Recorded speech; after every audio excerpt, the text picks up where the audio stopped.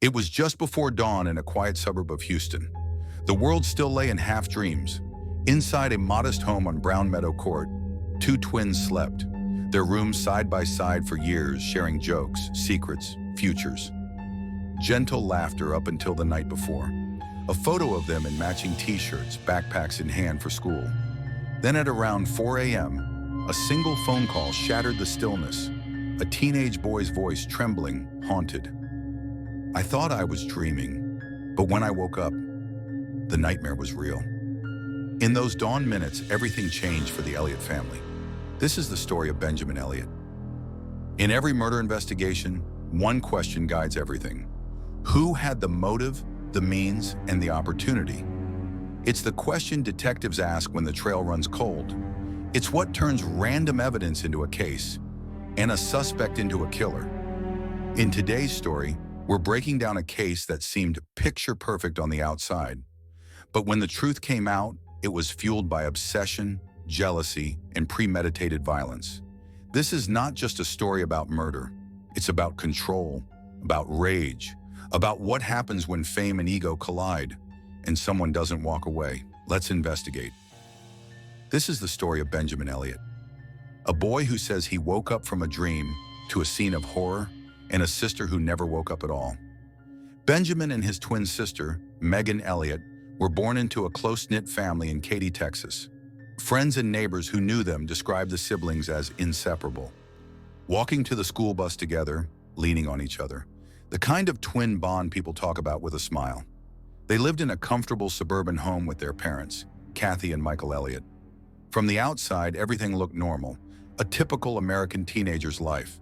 No obvious signs of tension, no long history of violence. According to neighbors, the twins appeared to get along very well.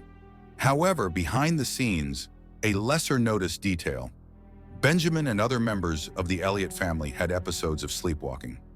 One friend later recalled that during a sleepover, Benjamin had been found eating a donut on the couch while asleep.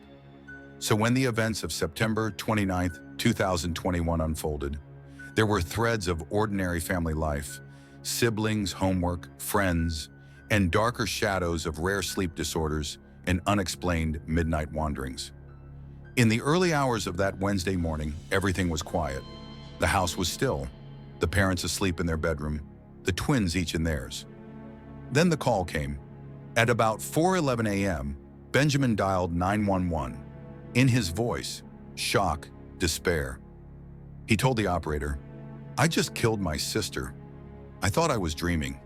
When deputies arrived at the 4100 block of Brown Meadow Court in the Katy area of Harris County, they found Meghan lying on her bed with multiple stab wounds. Benjamin was in the room, performing CPR. A survival knife lay nearby, the same type of military-style knife his father had given him earlier that day. Benjamin later told investigators he believed he had been sleepwalking.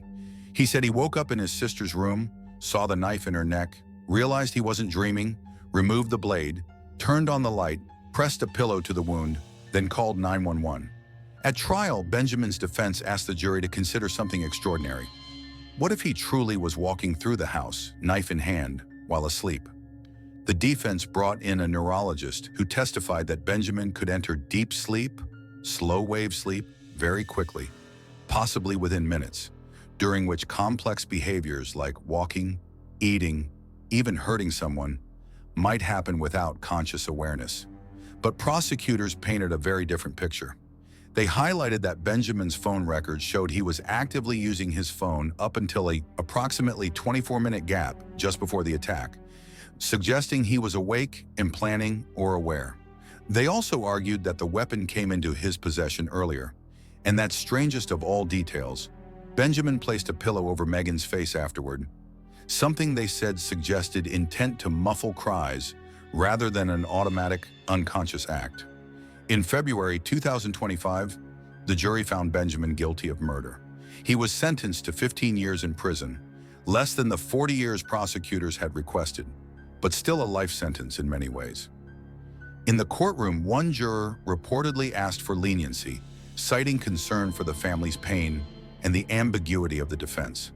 Today, Benjamin remains imprisoned, eligible for parole in the future.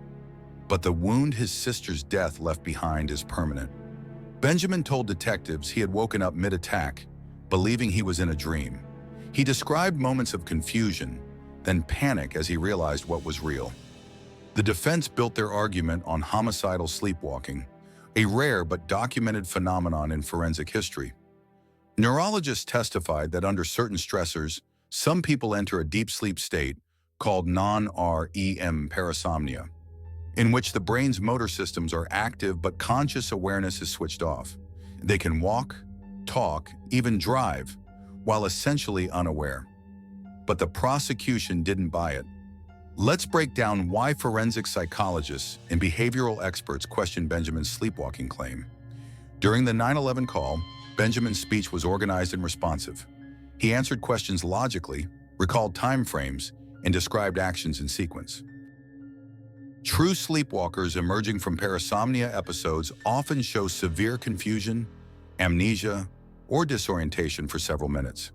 Their speech tends to be fragmented, slurred, and incoherent, not clear and emotionally appropriate. Benjamin, in contrast, appeared lucid almost immediately. That suggests full or partial wakefulness, not an abrupt transition from deep sleep.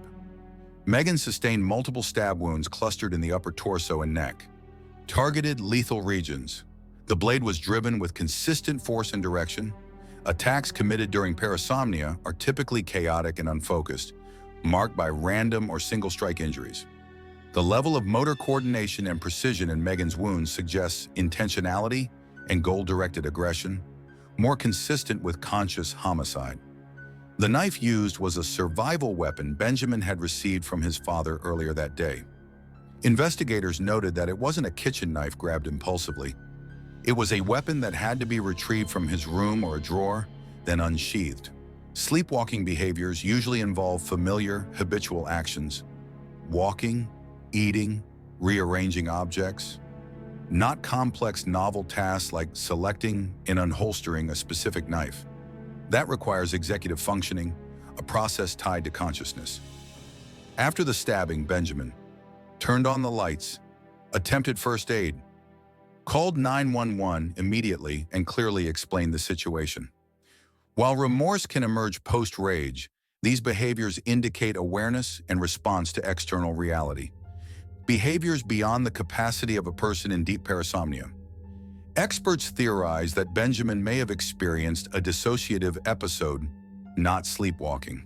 In such cases, intense psychological conflict, jealousy, identity tension, or repressed anger triggers a detached, trance-like state where the person commits violence yet feels outside themselves. When consciousness returns, they interpret it as a dream because the act feels alien to their waking identity. Psychologically, twin relationships are unique, especially in adolescence.